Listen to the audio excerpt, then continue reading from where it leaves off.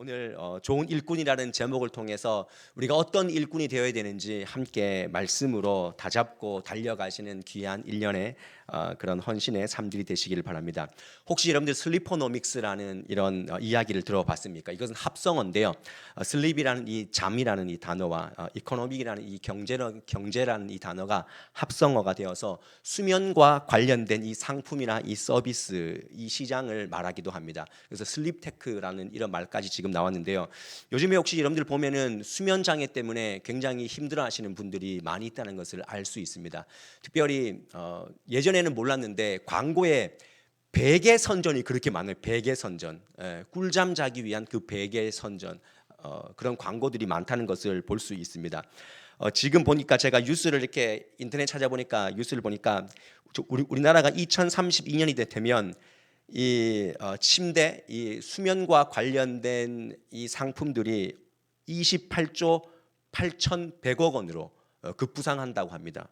지금 굉장히 계속해서 늘어나고 있는 그런 상황인데도 불구하고 많이 바쁘고 힘들고 잠 못 자는 그런 사람들이 그런 시대가 된 거죠. 13년 전에 독일어로 먼저 출간된 한병철 씨가 쓴 그 피로 사회, 그 당시에 13년 전임에도 불구하고 그 주제라는 이 피로 사회라고 하는 이 단어가 지금도 풀어야 될 그런 숙제가 되었다는 것은 그 당시에 해안이 있었다. 그리고 요즘에는 노동 시간을 그렇게 줄였음에도 불구하고 오히려 더 피곤한 세상이 된 것이 우리가 바라보고 있는 현실입니다. 이런 뉴스들과 이런 상황들이 무엇을 얘기해주고 있습니까? 사회가 극도로 지금 피곤하다는 것입니다. 아마 유치원생들도 갔다 오면 제가 유치원생들 그런 얘기하는 거 들었습니다. 피곤해. 너무 피곤해. 유치원 입에서 피곤하다는 말이 나옵니다. 얼마나 방학 되면은 그 평소에 엄마 그 부모님들이 많은 학원을 돌리는지 애들이 지금 피곤하다고 얘기합니다. 얼마 전 다큐멘터리에서 부모와 자녀가 얼마나 시간을 보내는가 결과가 나왔는데 부모하고 자녀하고 온전히 보내는 시간이 하루에 50분밖에 안 된답니다. 여러분 50분만 되면 하는 거예요. 오히려 유치원에 있는 어린이집에 있는 그 선생님들과 더 많은 깊은 교감을 하는 그런 시대가 되었다는 것. 이 대한민국이 모든 사람이 피곤한 그런 삶이 되었다는 것입니다. 그런데 우리가 교회에서조차도 여전도의 헌신 예배를 통해서 왜 이 말씀을 주시는가? 우리가 이 피곤한 시대에 또 교회에서도까지 피곤해야 되는가? 과연 이 말씀을 우리가 받기 위해서 오늘 이 자리에 섰을까요? 그것이 아니라는 것입니다. 하나님은 이 피로를 호소하는 이 시대를 향해서 오늘 명확하게 말씀하십니다. 벌써 2000여 년 전에 예수님께서 그렇게 말씀하셨습니다. 28절 말씀에 보시면 수고하고 무거운 짐진 자들아 다 내게로 오라. 내가 너희를 뭐하게 한다고요? 쉬게 하신다. 저는 여러분들이 예수님 때문에 정말 쉼을 알아갈 수 있는 이 피곤한 시대, 이 피로 사회 가운데서 우리가 하나님의 역할을 감당하지만 쉼이 있는 그런 삶을 살아가실 수 있기를 주님의 이름으로 간절히 축원드립니다.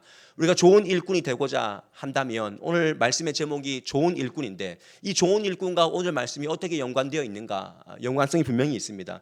제가 분명히 좋은 일꾼이라는 단어를 썼는데요. 여러분들 올 한 해 아니 평생의 삶을 살면서 좋은 일꾼이 되셔야 됩니다. 여러분 좋은 일꾼은요.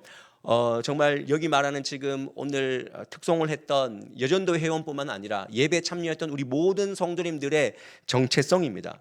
올 한 해 여러분들이 하나님의 일꾼이 되어야 한다는 사실을 기억해야 됩니다. 하나님 나라에 동참하고 하나님께서 세상에 보내어진 그런 일꾼들의 그 정체성을 우리가 분명히 간직해야 됩니다. 왜냐하면 일꾼은요 우리의 삶의 터전이 하나님의 나라이기 때문에 그렇습니다. 나를 고용하신 분이 하나님이기 때문에 그렇습니다. 그리고 우리의 마지막 상급은요 저 천국에 있기 때문에 우리가 하나님 나라의 좋은 일꾼이 되어야 한다는 것입니다. 동의하십니까? 여러분들은 정말 하나님께서 여러분들과 함께 일하기를 원하시는 그 간절한 소망을 가지고 이 땅 위에서 태어나게 하셨고 우리의 각자의 사명을 또 행하게 하신다는 것을 분명히 기억했으면 좋겠습니다. 하나님은 혼자 일하시지 않습니다. 하나님은 혼자 태초에 천지를 창조하시고 모든 것을 만드셨지만 그 아담과 하와를 통해서 함께 일하기를 원하셨습니다. 그러니까 지금도 하나님은 사람을 찾으시고 사람을 통해서 함께 사역하기를 원하신다는 것입니다. 여러분들 안에 내가 하나님과 함께 동행하는 하나님이 나를 쓰시는 하나님께서 내 주인 되시는 나는 좋은 일꾼인가? 오늘 이 말씀을 통해서 우리가 한번 비춰 봐야 됩니다. 기이한 현상 중에 하나가 뭐냐면 이 세상은요 하나님의 일꾼 되기를 포기한다는 것입니다. 성도조차도 하나님의 일꾼 되기를 포기하는 그런 시대가 되었습니다. 그러나 여러분들 엄밀히 말하면 우리는 일꾼 의식이 있어야 됩니다. 여러분 직장을 섬기는 것, 하나님께서 직장 선교사로 여러분들을 내보내신 것입니다.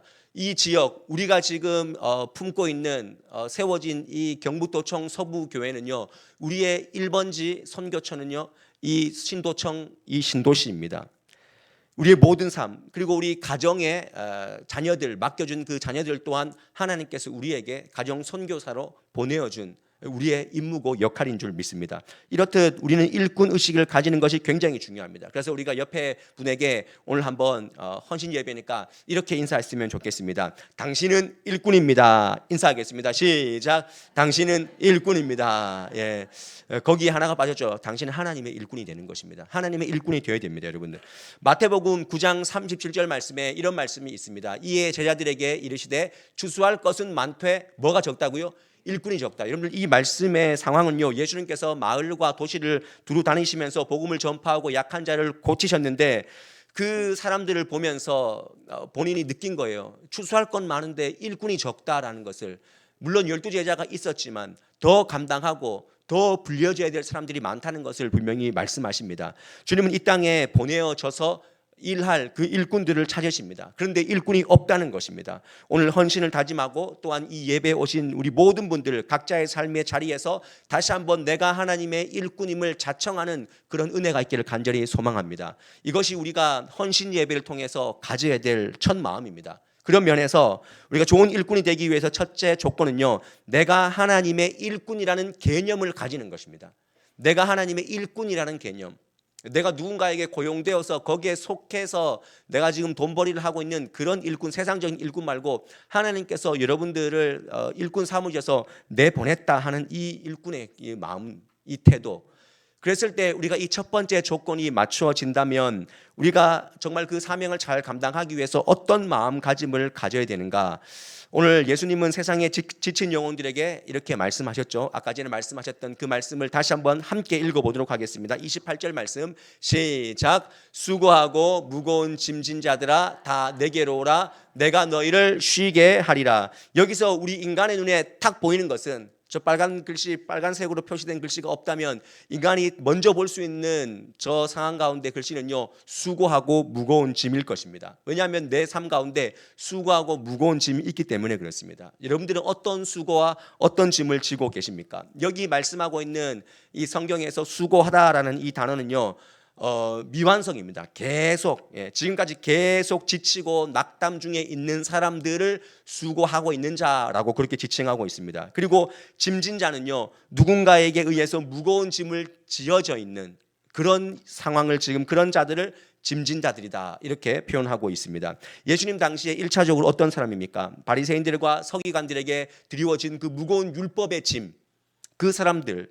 그리고 예수님 당시로서 또 보면 마귀가 지금도 그렇지만 마귀가 우리에게 지어진 짐, 그러니까 수고하고 무거운 짐진 자들아 할 때 로마 당국의 그 압제 가운데 정신적으로 육체적으로 처전한 그 사람들을 통해 사람들에게 하시는 말씀이고 종교적인 어떤 관행과 그 율법의 짐으로 의해서 마귀가 주는 또한 요구에 의해서 굉장히 처절하게 영적으로 피폐한 영혼들을 향해서 주님께서는 수고하고 무거운 짐진 자들아 라고 말씀하신다는 것입니다. 사실 이 수고하고 무거운 짐진 자의 모습은요 인간의 실존을 정의하고 있는 것입니다. 우리 모든 인생은 수고하고 무거운 짐을 진 사람들입니다. 여러분들 이런 수고하고 무거운 짐이 없는 사람이 어디 있겠습니까? 다 짐이 있습니다. 그러면 그 없는 곳을 원하신다면 제가 한 군데 추천드리겠습니다. 여기 안동에 가시면 안동 추모공원이라고 있어요. 거기 가면은 수고하고 무거운 짐 지는 곳은 없습니다. 그 옆에 가면 안동 서북에 부활동산이 있는데 거기는 수고하고 무거운 짐 지는 곳이 아닙니다. 그런데 우리 인생에서 눈여겨봐야 될 단어는요 수고하고 무거운 짐이 아니라 그 뒤에 나오는 내게로 오라 하시는 말씀입니다. 내게로 오라. 수고하고 무거운 짐진 자들아 다 나한테 오라는 것입니다. 예수님의 대답은요 명료합니다. 단순합니다. 원래 우리 여전도회가 우리 성도님들이 기쁨을 가지고 각자의 삶의 자리에서 하나님의 일꾼의 역할을 감당하면서 우리가 기억할 때 예수님을 가까이 하는 것, 그것이 우리의 좋은 일꾼의 조건인 줄 믿으시기를 바랍니다. 예수님께 가까이 가는 것입니다. 가까이 가는 것입니다. 내가 멀어졌다 싶으면은 예수님과 가까이 붙는 그 삶, 많은 사역을 하는 것이 아니라 성과를 내는 것이 아니라 내가 그 기쁨을 유지하고 어떠한 그 삶의 장벽 앞에서 좌절하지 않게 하는 그 방법, 단연 예수님께 가는 것입니다. 우리 예전도 회원들이 모이면 예배하고, 모이면 어떤 사역을 할 때 우리가 좀 더 예수님과 멀어졌다 싶으면 여러분들 그 거리를, 영적 거리를 좁히시기를 바랍니다. 우리가 예배해야 되겠다. 우리가 또 모여서 기도해야 되겠다. 아니면 찬송이라도 해야 되겠다. 어떤 부서 보니까 막 필사를 하시는 그 한 부서 전체가 이 필사로 함께 마음을 모으는 그런 부분들도 있더라고요. 어떻게든 중요한 것은 하나님께, 예수님께 가까이 나아가는 것입니다. 그때 우리가 가지고 있는 짐을요 잘 해결할 수 있는 법입니다. 우리 경북도청 서부교회는 온전한 심을 맛보고 또 달려가고, 맛보고 달려가고, 이게 이 선순환이 일어나야 되는 것입니다. 좋은 교회는요 수고와 짐을 잘 처리할 줄 아는 교회입니다. 건강한 성도는요 내가 가지고 있는 짐과 수고를 잘 처리할 줄 아는 교회인 것입니다. 성도인 것입니다. 수고했다고 해서 뭐 여행 한번 보내주고, 수고했다고 해서 격려금 주고, 여러분 그렇게 해서 해결될 문제가 아닌 것입니다. 한국 교회가 문제가 뭡니까? 지금 바톤 터치 해줄 일꾼이 없다는 것입니다. 왜 그렇습니까? 수고하고 있는 여전도회 그 까마득한 저 8부, 7부, 6부 여전도회, 우리는 3부밖에 없지만 저 위에 있는 까마득한 선배님들 하는 거 보니까 수고하고 짐밖에 안 보이는 거예요. 맨날 주방에서 밥하고 있고, 뭐 하면 뭐 일하고 있고, 오직 노동과 그 짐으로 점철된 그 인생이라고 보여지는 것이죠. 그렇지만 그분들은요, 그분들이 헌신하고 수고하면서 주님 앞에 가까이 가서 다시 그 짐을 내려놓고 달려가는, 그 예수님께 가까이 나아가는, 예수님께서 오라 하시는 그 말씀은 관가하고 그냥 짐과 수고만 받기 때문에 우리는 짐을 지려고 하지도 않고 우리는 일꾼 되기를 포기한다는 것입니다. 여러분들 마음에 부담이 되고 힘이 붙이고 괴로울 때 예수님께 나가는 것이 은혜입니다. 우리 모든 선배님들은요 그냥 몸으로 수고하는 것이 아닙니다. 예수님께 나아가서 엎드리고, 힘들면 더 엎드리고 말씀 가운데 나아가서, 그래서 하나님만이 채울 수 있는 그 빈 공간을 오롯이 채우시면서 헌신했던 그런 선배님들이 있습니다. 중요한 것은 그 예수님께 나아간다는 것의 의미가 뭐냐는 것이죠. 여러분들 우리가 예수님께 나오라, 수고하고 무거운 짐진 자들아 다 내게로 오라라고 할 때 우리가 무조건 나가면 뭐 하나님께서 뭐 쉼을 막 주십니까? 우리 정말 도무지 쉼이 없는 상태로 예배해봤고 예배 자리에서도 내려놓는다 했지만 다시 다 싸들머지고 집에 가신 적도 많이 있지 않습니까? 여기서 무거운 짐진 자들아 다 내게로 오라, 그냥 단순히 예배하고 기도한다고 해서 무조건 편안해지는, 쉼이 주어지는 그런 삶은 아닐 겁니다. 물론 예배를 통해서 쉼과 안식을 얻을 수 있고, 여기서 말씀하시는 하나님의, 예수님의 쉼은요 영원한 천국에서의 그 안식을 말하는 것입니다. 그러나 우리가 더 깊이 적용한다면 우리가 29절 말씀을 한 번 더 깊이 읽어봐야 됩니다. 우리 29절 말씀 함께 읽어봅니다. 시작. 나는 마음이 온유하고 겸손하니 나의 멍에를 메고 내게 배우라. 그리하면 너희 마음이 쉼을 얻으리니. 여기 말씀에서 분명히 느낄 수 있는 것은 예수님께서 분명히 수고하고 무거운 짐진 자들아 28절에서 다 내게로 오라 해놓고 내가 너를 쉬게 하리라 해놓고는 29절에서는 말을 확 바꿉니다. 나는 마음이 온유하고 겸손하니 나의 멍에를 메고 내게 배우라 이렇게 말씀하십니다. 분명히 내게 오라 해놓고는, 쉬게 해주겠다 해놓고는 나의 멍에를 메라고 말씀하십니다. 여기서 우리는 속았네. 역시 교회는 다 속아. 예전도의 헌신예배 그냥 이번에는 임원만 이름만 올려놔 주세요 해놓고는 오만 잠질 다 시키면서, 그리고 예전도에 헌신 예배 해놓고는 다 이렇게 헌신 해놓고는 좋은 말씀 해가지고 살살 구슬려 가지고 1년 동안 막 힘들게 하는, 교회는 다 거짓이야, 속았어. 왜 이렇게 이 말씀을 봐야 되겠습니까? 아니라는 것입니다. 여러분, 예수님께서 수고하고 짐을 가지고 간 다음에 오라고 말씀하시고, 그리고 또 나의 멍에를 메라라고 이 말씀하시는 이 두 말씀의 이 간극은 어떻게 줄여야 되겠습니까? 예수님의 식과 예수님의 방법으로 그 수고와 짐을 바라봐야 된다는 것입니다. 예수님의 방식으로, 방법으로 우리에게 놓여져 있는 그 수고와 짐을 다시 질 수 있어야 된다는 것입니다. 그것을 오늘 멍에다 이렇게 표현했습니다.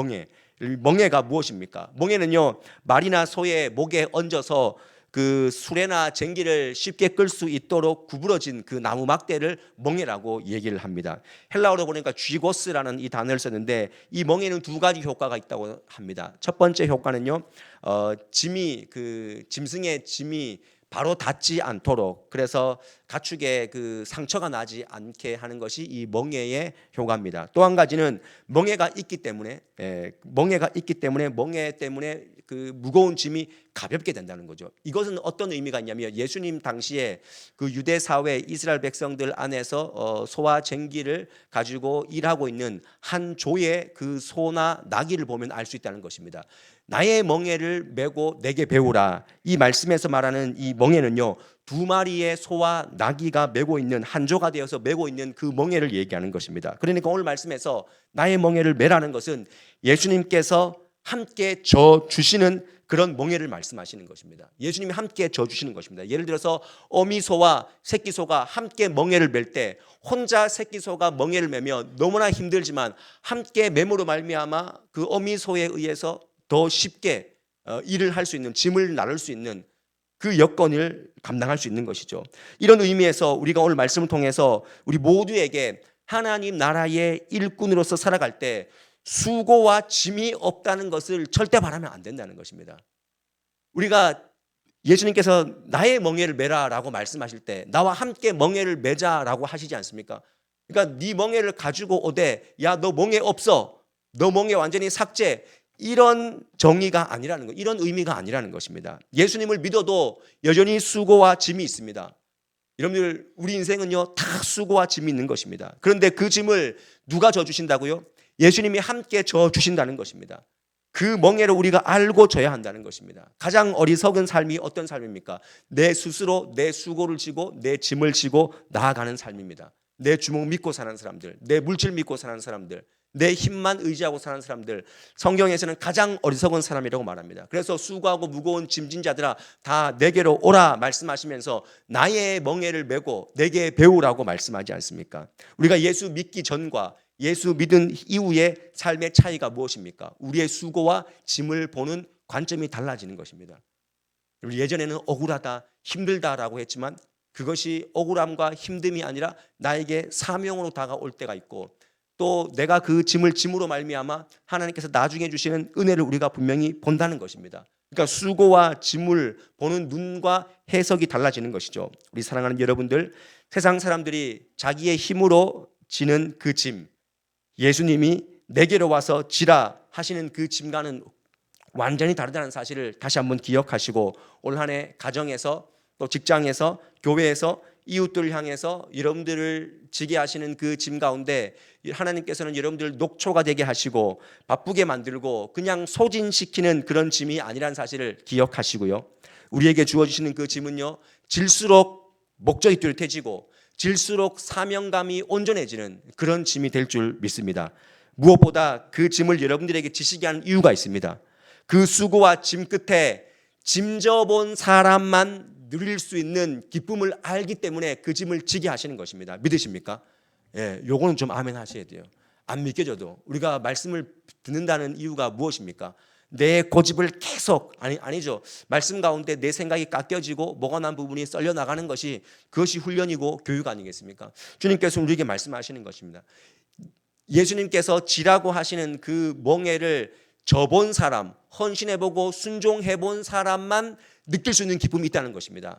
요한복음 2장 말씀에 가나의 혼인잔치에서 여러분 그 물도온 하인들이 그 아기까지 물을 막 채울 때 누가 그 물이 포도주로 된 그 사건의 최초의 목격자가 되었습니까? 그 물도온 하인들 아니겠습니까? 아무 말도 없이 그냥 뭣도 모르는 사람이, 예수라는 사람이 와가지고 물을 아귀에 채우라라고 얘기하는데, 여러분 그 하인들은 불평하지 않았습니다. 묵묵히 그것을 자기들이 종인 줄 알기 때문에, 일꾼인 줄 알기 때문에 묵묵히 채웠을 때 그들이 그 물이 포도주가 되는 그 역사를 그들이 봤다는 것입니다. 여러분, 우리에게 올 한 해 동안 내가 예수님께서 나에게 주신 그 짐이고 수고라고 생각했지만 내가 그것이 정말 기쁨으로 내가 지고 헌신함으로 말미암아 결국 내 삶 가운데 온전한 기쁨, 하나님과 나만 알 수 있는 그 기쁨을 우리가 다 하나씩은 거머쥐어야 되지 않겠습니까? 저는 여러분들이 올 한 해 그것을 거머쥘 수 있는, 그래서 헌신의 재미가 뭔지를 알아갈 수 있는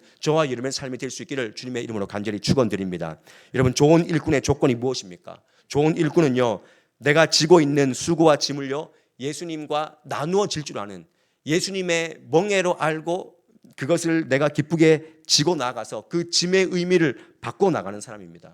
여기에 계신 우리 여전도의 성도님들, 좋은 일꾼이 되기 위해서 나를 일꾼으로 부르신 그 예수님을 기억하시기를 바랍니다. 여러분들이 올 한 해 이 경북도청 서부교회를 통해서 내가 이제 편안히 쉬겠다라고 생각하지 마시고, 주님께서 우리에게 맡겨주신 이 교회를 통해서 내가 어떤 짐을, 어떤 수고를 통해서 하나님 앞에 내가 기쁨을 회복할까, 여러분 고민하실 수 있기를 간절히 축원드립니다.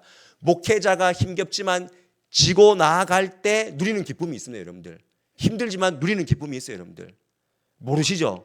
우리 장로님들이 힘들지만 짐과 수고를 짐으로써 누릴 수 있는 그 기쁨이 있다고요. 여러분들 스스로에게, 각자에게 하나님께서 각자의 분량대로 사명과 여건과 은사와 달란트대로 주시는 그 지어주시는 수고와 짐이 있다는 것 여러분 기억하시고 올 한 해 그 기쁨을 여러분 누리시길 바랍니다. 누군가 졌기 때문에 우리가 누리는 것입니다. 우리 모든 삶을 보면 누군가 졌기 때문에, 그 수고와 짐을 졌기 때문에 우리가 누린다는 것 얼마나 많이 느낍니까? 우리 부모 세대, 여러분들 부모님들 먹고 뭐 마실 거 안 마시고 다 이렇게 모아서 우리 자식만큼은 먹여야 되겠다라는 그 수고와 짐을 졌기 때문에 우리가 이렇게 누리지 않습니까? 이 대한민국이 6.25 이후에 폐허가 되었는데 정말 필리핀보다도 못 살고, 그 아시아에서도 아무 나라도 우리 나라보다 못 사는 나라가 없었지만 우리 선조들이, 우리 할머니 할아버지들이 그렇게 아낌으로 말미암아 이 대단한 대한민국이 강성한 나라로, 부강하는 나라로 하나님께서 만들어 주시지 않았습니까? 예수님을 모르는 이 칠흑 같은 조선 땅에 생명을 단보로 정말 눈이 파란 그 선교사님들, 그 서양의 선교사님들이 그 복음의 짐을 졌기 때문에 이 땅에 복음이 증거된 줄을 여러분 기억하시길 바랍니다. 지금도 여러분들이 자녀들을 위해서만큼은 그 짐과 수고를 지금 지고 있지 않습니까? 여러분, 우리가 그러면 여전도의 회원으로서, 물론 여전도의 회원이라는 그 일꾼, 그 헌신자의 개념이 우리가 선교 여성으로서 뭐 여러 가지 사역을 감당한다라고 얘기할 수 있지만, 우리가 경북도청 서부교회가, 안동 서부교회가 그 수고와 짐을 지고 태어난 교회 아닙니까? 이걸 우리가 어떻게 부정할 수 있습니까? 우리 교회는요 아직 완성된 교회가 아닙니다. 되어지고 있는 교회고, 아직 완성되지 않은 성전을 우리가 채워야 될 사람들임을 여러분들 기억하시길 바랍니다. 과연 누가 이 일에 일꾼이 되고, 누가 짐을 지고 누가 헌신해야 되겠습니까? 누가 이 예배당을 통해서 누군가를 또 예배자로 만드는 그 양성소, 그리고 그 책임자, 그 일꾼, 누가 되어야 되겠습니까? 여러분들이 되어야 됩니다. 제가 되어야 됩니다. 누가 하겠다는 이 마음, 누가 하겠지라는 이 마음은 절대 안 되는 것입니다. 내가 져야 되는 것입니다. 여러분들이 져야 하나님께서 우리에게 이만큼의 분량에 맡겨주신 그 사명을 우리가 감당하고 가는 것 아니겠습니까? 부끄럽지 않습니까? 우리가 부끄럽게 그냥 누군가 해준, 지어준 수고만 받아먹고 그런 사람이겠습니까? 그러면 안 된다는 것입니다.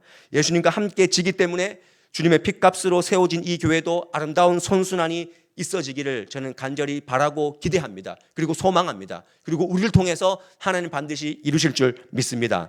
여러분들이 스스로 짐을 내릴 줄도 알고 짐의 의미를 다시 새롭게 찾는 것 정말 중요합니다. 왜냐하면 내 짐이 해결되어야, 여러분들 내가 하고 있는 수고와 짐에 대해서 내가 다르게 보고 내가 관점이 달라서 내가 의미를 다시 바르게 할 수 있어야 누군가의 짐을 져줄 수 있는 것입니다. 여러분들이 건강한 신앙인이 되어야 우리가 누군가의 짐을 져줄 수 있는 것이죠. 우리가 이 경북도청 땅에, 이 신도시 땅에 그 주행하는 영혼들의 짐을 어떻게 져줄 수 있겠습니까? 우리가 지금, 우리 코가 석잔데 그게 어떻게 가능하겠습니까? 그러니까 우리가 예수님께 나아가서 짐을 내려놓고 내 짐과 수고의 의미를 다시 한번 받고 달려가는 것, 여러분들 이 선순환이 우리 안에 일어나야 된다는 것입니다. 신앙생활 잘하는 사람, 전도 잘하는 사람 특징이 뭔지 아십니까? 자신의 어깨에 있는 짐을 그때그때 잘 내려놓는 사람입니다. 잘 짐의 의미를 다시 한번 부여해서 달려나갈 줄 아는 사람들.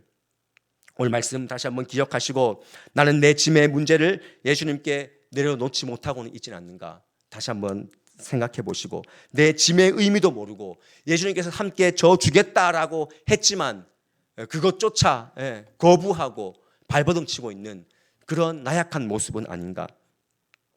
돌에 맞아 죽은 스데반을 생각해 보십시오. 왜 그렇게 죽어야만 했습니까? 예수님의 12명의 제자들 중에서 여러분들 한 명 빼고는 전부 다 순교를 당했다고 하지 않습니까?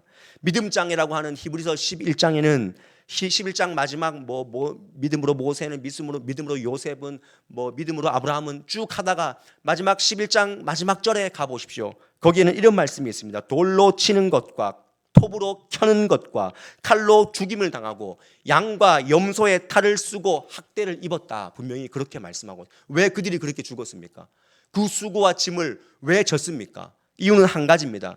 그 생을 마감할 때 이 땅의 마지막 생이 그냥 70년 80년으로 끝난다 하지만 그냥 편안하게 남이 져주는 짐 누리고 그냥 삶이 아니라 하나님께서 내 짐의 의미를 알기 때문에 나에게 맡겨줬기 때문에 두 팔 벌려 그 나라에서 나를 맞이할 것을 알기 때문에 거기서 진정한 쉼을 내가 누리는 것을 알기 때문에 그들은 진 것입니다. 오늘 우리 여전도의 헌신 예배, 오늘 우리 2025년 첫 헌신 예배입니다. 아주 여전도회가 세지 않습니까? 그 많은 헌신 예배 중에서 1월 세 번째 주일을 못으로 콱 박아서 이날은 아무것도 못한다. 여전도회 헌신 예배다. 여성분들이 말하면 총회가 아무 말도 못합니다. 그렇게 하시죠. 예. 이 헌신 예배 때 우리에게 네가 일꾼이 되기를 원하냐? 네가 정말 일꾼으로서의 삶을 살기를 원하냐? 그러면 너는 일꾼의 상을 이미 받았다라고 말씀하십니다. 여러분들, 하나님께서 여러분들 일꾼의 상을 미리 지불하시고 갚아주신 줄 믿으시기를 바랍니다.